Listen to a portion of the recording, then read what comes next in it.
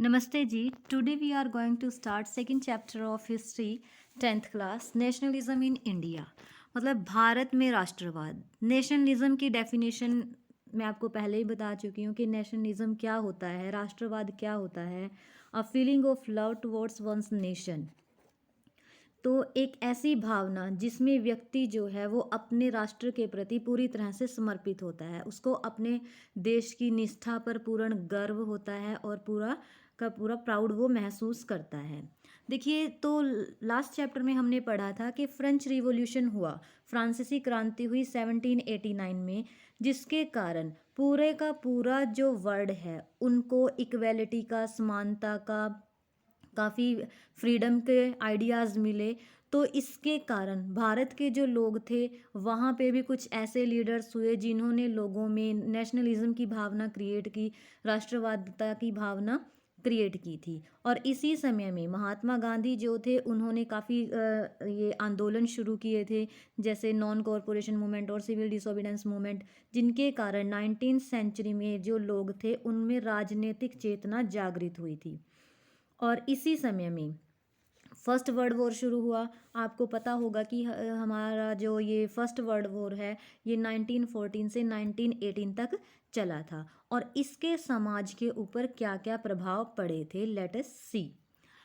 First, prices of food grains increased, heavy rent and taxes, forced recruitment in rural areas, foreign goods imported, and Indian industries faced heavy losses. देखिए, it led to a huge increase in defense expenditure which was financed by war loans and increasing taxes.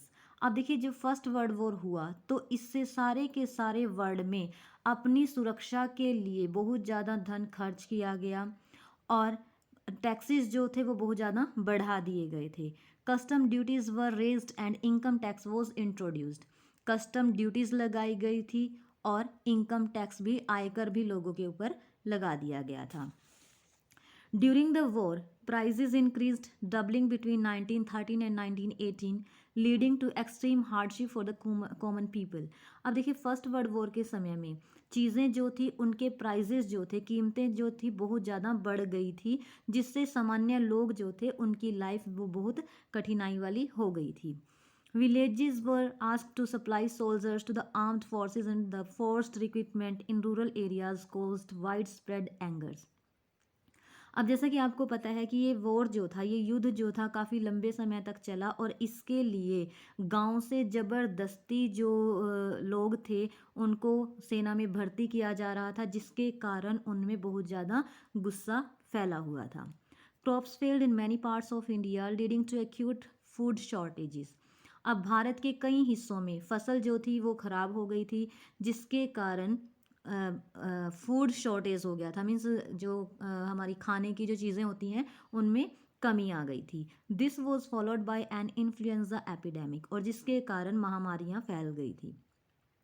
In India, the nationalist movement gathered strength and anti-British feelings had become stronger among common people. Mahatma Gandhi suggested a new mode of satyagraha of struggle called सत्याग्रह। देखिए, अब भारत में भी काफ़ी राष्ट्रवादी आंदोलन हुए जिसमें अंग्रेज़ों के विरुद्ध लोगों में भावनाएं पैदा हुई और उन्होंने अपने आप को अंग्रेजी शासन के विरुद्ध इकट्ठा किया। और महात्मा गांधी ने स्ट्रगल करने का एक नया तरीका अपनाया जिसको सत्याग्रह कहा जाता है। Social conditions after war. अब सामाजिक परिस्थितियां वॉर के बाद क्या थी, जैसा कि आपको पहले बताया कि acute shortage of food, influence epidemic, 13 million peoples died as a result of famine and epidemics. देखिए, अब क्या क्या हुआ था, सामाजिक रिजल्ट्स क्या निकले थे, परिणाम क्या निकले थे इसके। Crops failure in various parts of India in 1918, 1920 to 21। अब देखिए, भारत के काफ़ी हिस्सों में 1918 से 21 तक का जो टाइमिंग है, फसल जो थी वो ख़राब हो गई थी और resulted in acute shortage of food accompanied by an influenza epidemic. यहाँ पे भोजन की जो थी वो कमी हो गई थी, जिसके कारण इन्फ्लुएंजा बीमारियाँ फैल रही थी। Indians supported the war, hoping that their hardship would end after the war was over. और भारतीयों ने इस आशा से युद्ध में भाग लेना एक्सेप्ट किया था कि उनको युद्ध जैसे ही ख़त्म होगा तो उनकी जो कठिनाइयां हैं वो ख़त्म हो जाएंगी, बट दैट डिडंट हैपन, परंतु ऐसा नहीं हो सका। Now idea of satyagraha, idea of satyagraha क्या था, सत्याग्रह का विचार। देखिए, Gandhi ji return to India in January 1915। He started satyagraha in South Africa for the Indians. Satyagraha was the method of agitation and protest based on truth and non violence. अब इसको हम लोग explain में भी पढ़ेंगे। The idea of satyagraha, during the course of his struggle against nationalism in South Africa, Gandhi ji developed his philosophy of action satyagraha. देखिए, जब Mahatma Gandhi south Africa में थे तो इन्होंने देखा कि वहाँ पे रेशलिज्म का मीन्स होता है नस्ल भेद, मतलब लोगों का रंग के आधार पर उनके साथ बहुत ज़्यादा भेदभाव किया जाता था। तो उन्होंने इसके लिए एक अपना अलग ही फिलॉसफी, अलग ही दर्शन अपनाया, जिसका नाम उन्होंने सत्याग्रह दिया। इसी फिलॉसफी को, इसी दर्शन को उन्होंने सत्याग्रह का नाम दिया। तो यहाँ पे क्वेश्चन ये भी आपके पास आ सकता है कि महात्मा गांधी ने सबसे पहले सत्याग्रह जो है वो कहाँ पे यूज़ किया था, तो ये किया था साउथ अफ्रीका में, दक्षिण अफ्रीका में इसका यूज़ महात्मा गांधी के द्वारा किया गया था। To Gandhi ji, satyagraha means the force born of truth and non violence. Gandhi ji के अनुसार सत्याग्रह का अर्थ क्या है कि force born of truth and non violence, एक ऐसी शक्ति जो सच्चाई के बल पर और अहिंसा के बल पर पैदा होती है। असत्याग्रही, अब सत्याग्रही कौन व्यक्ति होता है, पहले आपको सत्याग्रह बताया है कि एक ऐसी फोर्स, ऐसी शक्ति जो सत्य और अहिंसा से पैदा होती है। और अब सत्याग्रही कौन व्यक्ति होता है? असत्याग्रही was to be fearless, truthful and as well as peaceful, suffering willingly while refusing to submit to whatever he considered to be wrong। देखिए, एक सत्याग्रही जो होता है वो निडर होता है, पूर्ण सच्चाई पूर्ण होता है, शांति पूर्ण होता है, और कुछ भी अगर उसके साथ रॉन्ग किया जाता है तो उसके अगेंस्ट वो खड़ा भी हो जाता है। But even while resisting wrong he would not hate the evil doer, परंतु जब वो गलत का विरोध करता है तो वो उससे घृणा नहीं करता, मीन्स जो बुरा करने वाला है उनके साथ, उसके साथ उससे वो घृणा नहीं करता है। Now places where satyagraha affected the society. अब महात्मा गांधी जब भारत आए 1915 में, तो उन्होंने 3 जगह पर अपने ये सत्याग्रह का यूज़ किया था। पहला आता है आपका चंपारण, दूसरा खेड़ा और तीसरा अहमदाबाद। खेड़ा और अहमदाबाद दोनों गुजरात में हैं, चंपारण जो है वो आपका बिहार में है। इसको हम लोग मैप की सहायता से देखेंगे। देखिए, चंपारण है, ये बिहार आपको यहाँ पे दिखाया गया है जहाँ पे चंपारण में उन्होंने आंदोलन किया था। दूसरा है अहमदाबाद और तीसरा आपको खेड़ा यहाँ पे दिखाया गया है। After arriving in India, Mahatma Gandhi successfully organized Satyagraha movement at different places। अलग अलग जगहों पर महात्मा गांधी ने आंदोलन किए। In 1916, he traveled to Champaran in Bihar to inspire the peasants to struggle against the oppressive plantation system। यहाँ पे 1916 में उन्होंने किसानों को, जो उनके प्लांटेशन सिस्टम था, बगान प्रणाली थी, दमनकारी प्लांटेशन सिस्टम था, उसके विरुद्ध आंदोलन करने के लिए उकसाया। Then in 1917 he organised a satyagraha at the Kheda district of Gujarat. और 1917 में इन्होंने खेड़ा, जो कि गुजरात का एक जिला है, वहाँ पे किसानों को मोटिवेट किया आंदोलन करने के लिए, to support the peasants who were not in a position to pay land revenue due to crop failures. अब यहाँ पे देखिए, किसान जो थे उनकी फसल उस समय में ख़राब हो गई थी और वो इतना पैसा उनके पास नहीं था कि वो अपना रिवेन्यू पे कर सकते थे। तो यहाँ पे इस रिवेन्यू को ख़त्म करने के लिए महात्मा गांधी ने, इस लगान को ख़त्म करने के लिए महात्मा गांधी ने मूवमेंट किया था। In 1918, Gandhiji went on a hunger strike to improve the conditions of cotton mill workers in Ahmedabad। और 1918 में महात्मा गांधी ने एक और आंदोलन किया जो कि आपको मैप में भी दिखाया गया था। अहमदाबाद में किया गया था ये आंदोलन उनके द्वारा। और यहाँ पे उन्होंने हंगर स्ट्राइक की थी। हंगर स्ट्राइक मीन्स भूख हड़ताल यहाँ पे उन्होंने की थी, क्योंकि अहमदाबाद की जो मिल में काम करने वाले मजदूर थे उनकी परिस्थितियाँ बहुत ही बुरी थी। तो उनमें सुधार करने के लिए महात्मा गांधी ने यहाँ पे सत्याग्रह का उपयोग किया था। नाउ द रोल्ट एक्ट क्या था? देखिए 1919 में इसको पास किया गया था। Give the government enormous power to repress political activities. इसके द्वारा सरकार को बहुत अनेक शक्तियाँ मिल गई थी ताकि वो राजनीतिक जो गतिविधियाँ हैं उनको दबा सके। Under this act the political prisoners could be detained in prison for 2 years without any trial. और इस एक्ट के अनुसार किसी भी व्यक्ति को 2 वर्षों के लिए बिना किसी अपील दलील के जेल में डाला जा सकता था। The Rowlatt act came like a sudden blow to the people of India who were accepting self-governance। अब ये एक अचानक आया हुआ तूफान था भारत के लोगों के लिए जो अपना ही शासन चाहते थे। It authorize the government to imprison any person without trial and conviction in a court. इससे सरकार को ऐसा अधिकार मिल गया कि वो बिना किसी अपील के दलील के किसी भी व्यक्ति को जेल में डाल सकती थी। Gandhi ji in 1919 decided to launch a nation wide satyagraha against the Rowlatt act. और गांधी जी ने 1919 में रोल्ट एक्ट के विरुद्ध एक राष्ट्रवादी आंदोलन शुरू करने के बारे में सोचा। He called for an all India हड़ताल ऑन 6 अप्रैल 1919। और इसके लिए उन्होंने 6 अप्रैल 1919 को पूरे भारत में हड़ताल की घोषणा की। And asked people to suspend business as well as to pray and fast. और लोगों को कहा कि वो अपना बिजनेस करना छोड़ दें और ज़्यादा से ज़्यादा प्रार्थना और व्रत रखें। Now Jallianwala Bagh massacre. जलियांवाला बाग हत्याकांड क्या था? सबसे पहले तो ये जो मैस्केयर हुआ टुक प्लेस ऑन 13 अप्रैल 1919 में हुआ था। A large crowd was gathered in the enclosed ground of Jallianwala Bagh. एक भीड़ जलियांवाला बाग में इकट्ठा हुई थी। General Dyer order the police to attack the mob. और यहाँ पे जनरल डायर ने पुलिस को ऑर्डर दिया कि वो जनता के ऊपर गोलियां चलानी शुरू कर दे।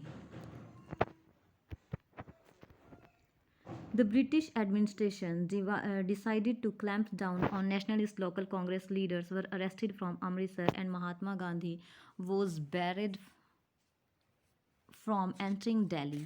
अब देखिए ब्रिटिश गवर्नमेंट ने क्या किया, उन्होंने जितने भी राष्ट्रवादी नेता थे उनको अरेस्ट करना शुरू कर दिया था। और Mahatma Gandhi was barred from entering Delhi. Mahatma Gandhi को दिल्ली में प्रवेश करने से रोक दिया गया। On 10 April the police in Amritsar fired upon a peaceful procession provoking wide spread attack on government buildings. अब देखिए एक शांतिपूर्वक जुलूस निकाला जा रहा था तो यहाँ पे पुलिस ने क्या किया, उसके ऊपर अटैक करना शुरू कर दिया और जितनी भी सरकारी बिल्डिंग्स थी उनके ऊपर अटैक करना शुरू कर दिया। Martial law was proclaimed and general Dyer to command. राज्य में जो अमृतसर था मतलब वहाँ पे मार्शल लॉ लागू कर दिया गया और जनरल डायर को इसकी कमांड सौंप दी गई थी। To protest against the leader's arrest and the British repression, a public meeting was held at Jallianwala Bagh in Amritsar on 13th April, where General Dyer entered, blocked the exit point and opened fire on the crowd, killing a large number of people। अब देखिए क्योंकि वहाँ पे नेताओं को arrest किया गया था, कांग्रेस के जो लीडर्स थे उनको अरेस्ट किया गया था, तो इन सब के विरोध में एक मीटिंग की गई जलियांवाला बाग में। एक मीटिंग की गई 13 अप्रैल को जहाँ पे जनरल डायर भी आ गया और उसने क्या किया, वहाँ पे आपको पता होगा कि अमृतसर में जो जलियांवाला बाग है उसका सिर्फ एक ही गेट है, वो भी बिल्कुल छोटा सा है। तो वो उसी गेट में खड़ा होकर के उसने ओपन फायर करने का ऑर्डर दे दिया, जिसमें काफ़ी संख्या में लोग जो थे वो मारे गए थे, बहुत ज़्यादा संख्या में लोग मारे गए थे। Now next point is non corporation movement, असहयोग आंदोलन जिसको बोला जाता है। तो सबसे पहले तो नॉन कॉरपोरेशन मूवमेंट जो है वो 1920 में शुरू हुआ था। Announced in Kolkata session of the Congress in September 1920। और इसकी घोषणा सितंबर 1920 में कलकत्ता में जो सेशन हुआ था, कांग्रेस का सम्मेलन हुआ था, वहाँ पे किया गया था। महात्मा गांधी इसके लीडर थे and it was first mass based political movement. और पहला बड़े स्तर पे जिस आंदोलन था ये राजनीतिक आंदोलन था। देखिए, non corporation is a way of protesting in which one does not cooperate with the wrong door. असहयोग आंदोलन एक ऐसा तरीका था जिसमें गलत करने वाले जो व्यक्ति हैं उनका किसी भी प्रकार से सहयोग नहीं किया जाएगा। Gandhi ji forbade people to cooperate the British government to rule over them. Gandhi ji मानते थे कि उन्होंने ही, मतलब अगर हम सहयोग करते हैं ब्रिटिश गवर्नमेंट के साथ तभी वो हमारे ऊपर शासन करते हैं। He propose that the movement should unfold in stages, और उन्होंने कहा कि ये जो मूवमेंट होगा, आंदोलन होगा, वो अलग अलग स्तर पे किया जाएगा। It should start with the surrender of titles awarded by the government and boycott of civil services, military, police, courts, legislative council, educational institution and foreign goods. देखिए, ये क्वेश्चन आपके पास इस वे से भी आ सकता है कि कौन कौन सी एक्टिविटीज़ की गई थी नॉन कॉरपोरेशन के समय में। तो इस समय में देखिए क्या किया गया था। सबसे पहले तो जितने भी टाइटल्स होता है, उपाधियां लोगों को दी गई थी, उन्होंने अपनी अपनी उपाधियों का त्याग कर दिया था। और सिविल सर्विसेज जो थी, उनको नागरिक सेवाएं जो थी उनका बहिष्कार किया गया था। मिलिट्री, पुलिस, कोर्ट्स, काउंसिल और जितनी भी एजुकेशनल इंस्टीट्यूशन है, शैक्षणिक संस्थान और विदेशी गुड्स जो थी, विदेशी सामान जो था, उन सब का बहिष्कार किया गया था। Then in case the government used repression, a full civil disobedience campaign would be launched। तब इसके विरोध में सरकार ने क्या किया, दमनकारी नीति अपनाई थी। a full civil disobedience campaign would be launched, और यहाँ से फिर एक सिविल डिसओबीडेंस प्रचार किया गया, मीन्स वो सविनय अवज्ञा का प्रचार यहाँ से शुरू किया गया था। द नॉन कॉरपोरेशन एंड खिलाफत मूवमेंट स्टार्टेड इन जनवरी 1921। दोनों ही मूवमेंट जो थे ये 1921 में शुरू किए गए थे। People from various social groups participated in this movements in their own ways. अलग अलग ग्रुप्स ने, सामाजिक समूहों ने इसमें भाग लिया था। In cities foreign goods were boycotted. अब यहाँ पे भी आपको वही बात बताई गई है कि कौन कौन से कार्यक्रम यहाँ पे किए गए थे, ठीक है। हाँ जी, तो in cities foreign goods were boycotted, जो भी विदेशी सामान था उसका बहिष्कार किया गया। बहिष्कार का मीन्स होता है किसी चीज़ को यूज़ न करना। लिक्वर शॉप्स पिकेटेड का मीन्स होता है, ये एक तरीका होता है अपना रोष प्रदर्शन करने का। तो इसमें जो शराब की दुकानें थी उनके आगे लेडीज़ लेट जाती थी और जिससे कि दुकानें ओपन नहीं हो पाती थी। और इसके अलावा foreign cloth burnt into huge bonfire, और जितने भी विदेशी कपड़े थे उनको जलाया गया था। Due to discarding imported cloths and wearing only Indian ones, production of India textile mills and handlooms went high. अब लोगों ने क्या किया कि विदेशी जो सामान है उसका बहिष्कार कर दिया और अपने देश में बना हुआ जो सामान था उसी का उपयोग करना यहाँ पे शुरू कर दिया गया था, जिससे भारत की जो मिल्स थी उनका जो प्रोडक्शन था, उत्पादन जो था, वो बहुत ज़्यादा बढ़ गया था। But the movement in cities gradually slowed down for a number of reason. परंतु ये जो आंदोलन था वो शहरों में धीरे धीरे ख़त्म होता गया। उसके काफ़ी सारे कारण थे। ये कारण भी आपको पूछे जा सकते हैं कि कौन कौन से रीज़न थे जिनके कारण ये नॉन कॉरपोरेशन मूवमेंट जो है वो कम पड़ गया था, मतलब या बंद हो गया था, कुछ ऐसा, ठीक है। तो सबसे पहले khadi was often more expensive than mass produced mill cloth, so poor could not afford to buy it. देखिए, अब जो खादी था, मतलब भारत की जो वस्तु थी, जो कपड़ा था वो खादी था, परंतु ये खादी जो था वो बहुत ज़्यादा महंगा था, जिसको सिर्फ जो अमीर लोग हैं वो ही इसको यूज़ कर सकते थे और लोगों के लिए ये नहीं मिल पाती थी। और दूसरा, इसी कारण जो हमारे देश की गरीब जनता थी वो इसको खरीदने में योग्य नहीं थी, खरीदने के मतलब नहीं खरीद पा रही थी इसको। Students and teachers beggaring in back to government schools and lawyers went back in government courts because of the Indian institution which were established for the successful movement were slow to come up. अब देखिए, दोबारा से जो बच्चे थे और teachers थे उन्होंने भी दोबारा से सरकारी स्कूलों में जाना शुरू कर दिया, और लॉयर्स थे उन्होंने भी दोबारा से गवर्नमेंट की जो कोर्ट्स थी, अदालतें थी, उनमें जाना शुरू कर दिया, क्योंकि भारत में अभी कोई भी इंस्टीट्यूशन एस्टेब्लिश नहीं किया गया था, कोई भी संस्थान नहीं बनाए गए थे जिससे ये जो मूवमेंट था वो सक्सेसफुल हो सके, और इन सब कारणों से ही ये मूवमेंट जो था वो कम हो गया था। The non corporation movement also spread in country side. अब ये नॉन कॉरपोरेशन असहयोग आंदोलन जो था वो देहात में भी फैला था। Movements of peasants and tribals were organized in different parts of India. अब किसानों के द्वारा और कबीलाई जो लोग थे उनके द्वारा भारत के अलग अलग हिस्सों में आंदोलन किया गया था। अ नंबर ऑफ किसान सभाज वर सेटअप। काफ़ी संख्या में किसान सभाएं स्थापित की गई थी। Under the inland emigration act of 1859, ये भी आपसे पूछा जा सकता है कि इनलैंड एमिग्रेशन एक्ट कब पारित किया गया था, तो ये 1859 में पारित किया गया था। Plantation workers were not allowed to leave the tea gardens without permission, but when they heard of the non-cooperation movement, thousands of them defied the authorities, left the plantation and headed home। देखिए अब इस act के अनुसार क्या था कि जो plantation में बागानों में काम करने वाले जो मज़दूर लोग थे उनको ना तो कोई छुट्टी दी जाती थी और ना ही उनको ये परमिशन थी कि वो अपने घर जा सकते थे। बट जब उन लोगों ने असहयोग आंदोलन के बारे में सुना तो उन्होंने अपने अपने तरीके से ही इस आंदोलन को परिभाषित करना शुरू कर दिया, और उनके अनुसार क्या था नॉन कॉरपोरेशन मूवमेंट, कि उनको अब प्लांटेशन से आज़ादी मिल गई है और उनको अब अपने गाँव में जा कर के ज़मीनें मिल जाएंगी और उनको अपने घर जाने का अधिकार भी मिल गया है। Now toward civil disobedience movement. Civil disobedience movement का मीन्स होता है सविनय अवज्ञा आंदोलन। देखिए in February 1922 Gandhi ji rolled back the non corporation movement because of Chauri Chaura incident. सबसे पहले तो आपने इससे पहले नॉन कॉरपोरेशन मूवमेंट के बारे में पढ़ा, असहयोग आंदोलन के बारे में पढ़ा, तो अब ये आंदोलन जो था February 1922 में वापस ले लिया गया था, क्योंकि यहाँ पे अब जो जुलूस निकाला जा रहा था तो उस ये शांतिपूर्ण जुलूस था, परंतु कुछ लोगों ने पुलिस थाने में आग लगा दी जिसमें 22 पुलिसमैन जो थे, पुलिसकर्मी जो थे वो जल करके मर गए थे। अब महात्मा गांधी को इससे बहुत गहरा धक्का लगा और उन्होंने ये आंदोलन वापस ले लिया था। Formation of Simon commission. Simon commission का निर्माण हुआ इसी समय में। डिमांड ऑफ पूर्ण स्वराज की मांग रखी गई। And the salt march followed by civil disobedience movement. आगे हम इसको डिस्कस करेंगे सभी पॉइंट्स को। देखिए सबसे पहले हम लोग डिस्कस करते हैं about toward civil disobedience movement. ठीक है जी।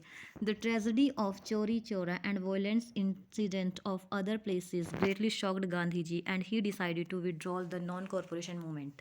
अब जो मैं आपको पहले ही बता चुकी हूँ कि चौरी चौरा में एक ऐसा हिंसात्मक घटना हुई जिससे महात्मा गांधी को बहुत धक्का लगा और उन्होंने इसको वापस ले लिया था। The sudden withdrawal of the movement was not liked by the young leaders like Subhash Chandra Bose and Jawaharlal Nehru। परंतु इस प्रकार से अचानक आंदोलन को वापस लेना जो हमारे युवा नेता थे सुभाष चंद्र बोस और जवाहरलाल नेहरू उनको अच्छा नहीं लगा, इससे उनको बहुत नाराजगी हुई। The withdrawal of the non corporation movement demoralize the Congress party, frustrated the disappointed with Gandhi ji's decision. अब इस प्रकार से असहयोग आंदोलन को वापस लेने से कांग्रेस पार्टी को बहुत ज़्यादा धक्का लगा और गांधी जी के इस निर्णय से जो पार्टी के सदस्य थे बहुत ज़्यादा नाराज हुए। A section of Congress led by Deshbandhu CR Das and Motilal Nehru organize a separate party, और इसके कारण CR दास जो हैं, देशबंधु चित्तरंजन दास और मोतीलाल नेहरू ने अलग से ही अपनी एक सेपरेट पार्टी बना ली थी, और जिस पार्टी को क्या कहा जाता है, स्वराज पार्टी। यहाँ पे क्वेश्चन आपके पास ये आ सकता है कि ये स्वराज पार्टी जो है वो किसने इसका निर्माण किया था। Who formed the Swaraj party? Deshbandhu CR Das and Motilal Nehru के द्वारा इसको बनाया गया था। With the Congress to contest election and enter legislative council to work for reforms, और इस पार्टी का मुख्य काम क्या था कि अपना अपना जो सुधार कार्यों को आगे बढ़ाना। By 1930 there was a world wide economic depression which cause turmoil in the countryside. अब देखिए 1930 में पूरे के पूरे वर्ल्ड में ही आर्थिक मंदी आ गई थी जिससे देहातों में भी बहुत ज़्यादा उथल पुथल मच गई थी। Against this background the British government appointed the Indian statutory commission, और इसी समय में ब्रिटिश सरकार जो थी उसने एक भारतीय संवैधानिक कमीशन को नियुक्त किया था, जिसका नाम दिया गया है साइमन कमीशन। ठीक है जी, साइमन कमीशन, एक कमीशन को नियुक्त किया गया था ब्रिटिश गवर्नमेंट के द्वारा to investigate the need of further constitutional reform. इसको किस लिए अपॉइंट किया गया था? कि संवैधानिक रिफॉर्म करने के लिए, जो हमारा संविधान है उसमें क्या क्या सुधार किए जा सकते हैं, इनकी इन्वेस्टिगेशन करने के लिए इस साइमन कमीशन को नियुक्त किया गया था। ये भी आप लोगों से पूछा जा सकता है कि साइमन कमीशन को क्यों बनाया गया था। ठीक है, तो ये कॉन्स्टिट्यूशनल रिफॉर्म्स के लिए इसको बनाया गया था। And all the members of the commission were British, और इसके सारे के सारे मेंबर्स जो थे इस कमीशन के, साइमन कमीशन के, वो सारे के सारे अंग्रेज अधिकारी थे। When the Simon Commission arrived in India in 1928, it was greeted with black flag demonstration under the slogan Simon Go Back। अब जब ये साइमन कमीशन भारत पहुंचा 1928 में, यहाँ से भी क्वेश्चन आपके पास आ गया कि कब भारत पहुंचा था साइमन कमीशन, तो ये 1928 में भारत पहुंचा था। तो जब ये भारत में आया तो लोगों ने इसका स्वागत काले झंडियाँ दिखाकर किया और साइमन गो बैक के नारे लगाए थे। The Indian leaders boycotted the commission. Negotiation between the Congress and the government failed, and in 1929, under the presidency of Jawaharlal Nehru, Lahore session of Indian National Congress passed a resolution declaring पूर्ण स्वराज। अब देखिए, Simon commission के बीच में और जो कांग्रेस के बीच में बातचीत होनी थी वो फेल हो गई थी। तो अब 1929 में जवाहरलाल नेहरू की अध्यक्षता में लाहौर में एक सेशन हुआ जिसमें एक प्रस्ताव पास किया गया और इसी प्रस्ताव में पूर्ण स्वराज की मांग की गई थी। पूर्ण स्वराज का नारा यहाँ पे दिया गया था। It was also declared that the Congress would observe 26 January 1930 as the independence day. और ये भी कहा गया कि कांग्रेस जो है वो 26 जनवरी 1930 को अपना स्वतंत्र दिवस के रूप में मनाएगी। Now the salt march and the civil disobedience movement. अब सॉल्ट मार्च में मीन्स, सॉल्ट का मीन्स होता है नमक, मार्च मीन्स होता है यात्रा, नमक यात्रा और सविनय अवज्ञा आंदोलन। Gandhi ji started the civil disobedience movement on 12 March 1930 with his famous Dandi march. अब ये जो आंदोलन था गांधी जी के द्वारा, सिविल डिसोबीडेंस का मूवमेंट का मीन्स होता है सविनय अवज्ञा आंदोलन, महात्मा गांधी के द्वारा 1930 में 12 मार्च 1930 में इसको शुरू किया गया था। दांडी मार्च ही set off from his Sabarmati ashram at Ahmedabad with 78 of his trusted volunteers of Fort Dandi, a coastal tower of Gujarat, to break salt law। देखिए, महात्मा गांधी जो थे उन्होंने ये जो यात्रा है मीन्स दांडी मार्च जो है वो अपने आश्रम साबरमती आश्रम से शुरू की थी, जहाँ पे उनके साथ उनके 78 स्वयंसेवक जो थे वो भी उनके साथ गए थे। और वहाँ जा कर के उन्होंने क्या किया, ब्रेक सोल्ट लॉ, जो नमक कानून बनाया गया था उसको तोड़ा था। On 6 April he reached Dandi, और 6 अप्रैल को, देखिए 12 मार्च 1930 को वो चले थे साबरमती आश्रम से और 6 अप्रैल को वहाँ पे दांडी में पहुँच गए थे। And ceremonially violated the law manufacturing salt by boiling sea water. और वहाँ जा कर के उन्होंने इस कानून को तोड़ा और सी वाटर जो था, समुद्र का जो पानी था, उसको उबाल करके इन्होंने नमक बनाया। Gandhi ji had selected salt law because the salt tax affected all section of society specially the poor. Mahatma Gandhi ने इस आंदोलन के लिए नमक को इस वजह से लिया था क्योंकि नमक जो है उसका यूज़ सभी लोग करते हैं, चाहे कोई पुअर पीपल है चाहे कोई रिच पीपल है, सभी के द्वारा उनका यूज़ किया जाता है। Gandhiji's breaking of salt law mark the beginning of the civil disobedience movement. और इस प्रकार से गांधी जी का नमक कानून तोड़ना ही सविनय अवज्ञा आंदोलन की शुरुआत थी। This was the signal for country wide agitation. और ये पूरे देहात के लिए एक विद्रोह का सिग्नल था, निशान था या प्रतीक था। Thousands in different parts of the country broke the salt law, manufactured salt and demonstrated in front of government salt factories।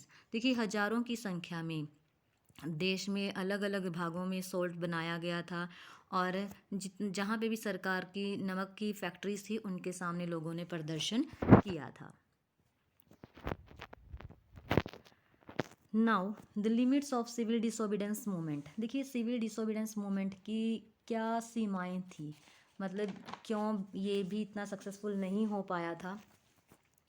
Not all social groups were moved by the abstract concept of Swaraj.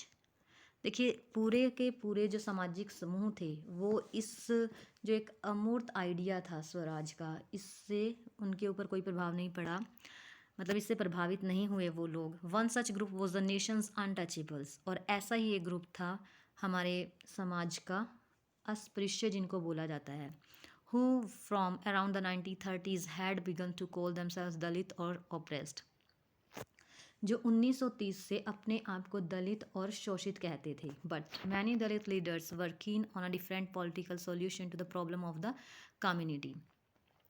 But काफ़ी दलित नेता जो थे वो ये चाहते थे कि political solution, उनके समाज की जो समस्याएं हैं उनको पॉलिटिकली रूप से ही, राजनीतिक तरीके से ही उनको सॉल्व किया जा सकता है। Movements of the oppressed classes were also कीन seen in this period. Many Dalit leaders who were keen on a different political solution to the problem of the community began organizing themselves. अब काफ़ी leader ऐसे थे, नेता लोग ऐसे थे जो ये मानते थे कि वो जो हैं अपनी प्रॉब्लम्स को राजनीतिक रूप से ही दूर कर सकते हैं, तो अब उन्होंने क्या किया, अपने अपने संगठन बनाना शुरू कर दिया था। और फर्स्टली उन्होंने क्या किया, demanding reserve seats in educational institution, और उन्होंने सबसे पहले तो जितने भी शैक्षिक संस्थान थे उनमें अपने लिए आरक्षित सीटों की मांग करना शुरू कर दिया। And a separate electorate that would choose Dalit members of legislative council, और एक अलग ही निर्वाचन क्षेत्र की मांग की जहां से उन्हीं के अपने मेंबर्स जो हैं उन्हीं का वो चुनाव करेंगे। Dr. B.R. Ambedkar, who organized the Dalits into the Depressed Classes Association in 1930। देखिए अब इनके मेन नेता जो थे वो B.R. अम्बेडकर थे, जिन्होंने डिप्रेस्ड क्लासेस एसोसिएशन की स्थापना की थी। देखिए क्वेश्चन यहाँ पे आपके पास दो टाइप से आ सकता है। सबसे पहले तो डिप्रेस्ड क्लासेस एसोसिएशन, दमित वर्ग संगठन की स्थापना किसके, दलित वर्ग संगठन की स्थापना किसके द्वारा की गई थी और कब की गई थी। तो ये की गई थी B.R. अम्बेडकर के द्वारा, और कब की गई थी, 1930 में, 1930 में। Clashed with Mahatma Gandhi at the second round table conference by demanding separate electorates for Dalit।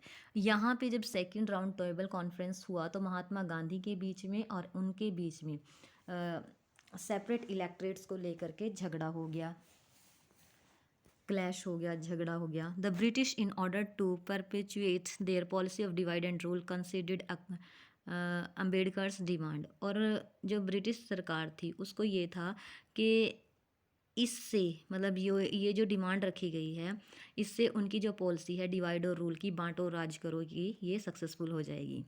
Gandhi ji was oppose to the idea of the Harijans being treated as a separate group. Gandhi ji इस विचार के बिल्कुल विरुद्ध थे कि जो दलित लोग हैं, हरिजन जो लोग हैं, उनको अलग ही सेपरेट आरक्षित क्षेत्र उनको दिया जाए। He began a fast unto death to check the division of the society, और उन्होंने समाज के विभाजन को रोकने के लिए आमरण अनशन करना शुरू कर दिया था। Finally in 1932 Poona pact was signed by Gandhi ji and Ambedkar. देखिए यहाँ से भी आपके पास दो क्वेश्चन बन सकते हैं, एक तो पूना पैक्ट कब हुआ था और किन के बीच में हुआ था। ठीक है जी, पूना पैक्ट जो है, पूना समझौता भी इसको बोला जाता है, 1932 में हुआ था, गांधी जी और अम्बेडकर के बीच में हुआ था। ठीक है, पूना पैक्ट जो है, पूना समझौता जो है 1932 में गांधी जी और डॉक्टर अम्बेडकर के बीच में हुआ था। By this pact the system of separate electorates for Dalit was replaced by reservation of seats for them. अब इस समझौते के अनुसार क्या था दलितों के लिए अलग निर्वाचन क्षेत्र की बजाय उनको आरक्षित सीटें दी जाएं। The British government accepted the pact and Gandhi ji also ended his fast. और इस प्रकार से जो ब्रिटिश गवर्नमेंट जो थी, अंग्रेजी सरकार जो थी, उन्होंने इस पैक्ट को, इस समझौते को स्वीकार किया, और गांधी जी ने भी उन्होंने जो फास्ट रखा था, जो व्रत रखा था, उसको ख़त्म कर दिया था। Now sense of collective belonging, sense of collective belonging means सामूहिकता की भावना। इसके लिए कुछ पॉइंट्स यहाँ पे दिए गए हैं, बाद में इसको एक्सप्लेन करेंगे। Firstly, United struggle, images of Bharat Mata and Indian folklore, a tricolor Indian flag, reinterpretation of history. Let us start this. देखिए, सेंस ऑफ कोलेक्टिव बिलोंगिंग, सामूहिकता की भावना। The sense of collective belonging came partly through the experience of united struggle. अब सामूहिकता की भावना लोगों में कैसे आई? उन्होंने जब इकट्ठे होकर के अपने आज़ादी के लिए संघर्ष किया, तब उन्होंने इस भावना को महसूस किया। But a variety of cultural process also were responsible to develop a sense of collective belonging among the people. परंतु हमारी जो सांस्कृतिक प्रक्रियाएं हैं, उनके द्वारा भी लोगों में सामूहिकता की भावना क्रिएट की जा सकती है। History and fiction, folklore and songs, popular prints and symbols all played a significant role in strengthening the nationalism in India. देखिए, हमारा जो इतिहास है, हमारे जो लोकगीत हैं और कथाएं हैं, प्रिंटिंग्स हैं, प्रतीक हैं, वो सारे के सारे लोगों में राष्ट्रवाद की भावना को पैदा करने में इम्पोर्टेंट रोल प्ले करते हैं, या राष्ट्रवाद की भावना को शक्तिशाली बनाने में इम्पोर्टेंट रोल प्ले करते हैं। The identity of a nation is most often symbolized in a figure और इमेज। किसी भी राष्ट्र की पहचान एक फिगर में या एक इमेज के रूप में की जाती है।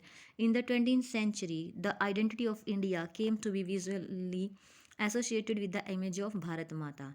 और 20th सेंचुरी में भारत देश की पहचान भारत माता के चित्र के रूप में की जाती है। The image was first created by Bankim Chandra Chattopadhyay. और ये जो इमेज है, ये जो चित्र बनाया गया था, सबसे पहले बंकिम चंद्र चट्टोपाध्याय के द्वारा बनाया गया था। ये भी बहुत इंपॉर्टेंट है, आप इसको माइंड में रखेंगे। भारत माता की जो इमेज बनाई गई थी, वो किसके द्वारा बनाई गई थी? बंकिम चंद्र चट्टोपाध्याय के द्वारा इसको बनाया गया था। इन 1870s he wrote Vande Mataram. उन्होंने 1870s में क्या किया? उन्होंने वंदे मातरम लिखा था। As a hymn to the motherland, और इस ये आपका मातृभूमि के लिए एक भक्ति थी उनकी। Later it was included in his novel Anand Math, और बाद में इसको मीन्स किसको? वंदे मातरम को, उनका एक नॉवल है आनंद मठ, उसमें इंक्लूड कर दिया गया। देखिए, 3 क्वेश्चन यहाँ पे बन गए आपके। भारत माता की इमेज को किसने बनाया था, कब बनाया था, वंदे मातरम कब लिखा गया था, और कौन से नॉवल में उसको इन्होंने इंक्लूड कर दिया था, या आनंद मठ जो है वो किसके द्वारा लिखा गया है। During the Swadeshi movement in Bengal, और जब ये वंदे मातरम जो है बंगाल में जब मूवमेंट चला, स्वदेशी मूवमेंट चला, तो इसका यूज़ किया गया था। Devotion to this mother figure came to be seen as evidence of one's nationalism. और ये जो एक फिगर दिखाया गया है, ये एक राष्ट्र का प्रतीक है। As the national movement developed, nationalist leaders became more and more aware of such icons and symbols in unifying people and inspiring in them. और जैसे जैसे राष्ट्रवादी आंदोलन और ज़्यादा बढ़े, तो इन जो राष्ट्रवादी नेताओं ने ऐसे ही चिन्हों को, ऐसे ही प्रतीकों का यूज़ किया, जिससे लोगों को इकट्ठा किया जा सके और उनमें राष्ट्रवाद की जो भावना है उनको पैदा किया जा सके। A feeling of nationalism during the Swadeshi movement in Bengal, a tricolour flag red green and yellow, देखिए, वॉज डिज़ाइंड। अब यहाँ पे क्वेश्चन ये आ जाता है कि जब आपका स्वदेशी मूवमेंट चला था, तो उस समय में किस किस कलर का फ्लैग बनाया गया था? तो रेड, ग्रीन और येलो कलर का जो है, लाल, हरा और पीले रंग का तिरंगा इस समय बनाया गया था जब स्वदेशी मूवमेंट हो रहा था। Another means of creating a feeling of nationalism was through री इंटरप्रिटेशन ऑफ हिस्ट्री।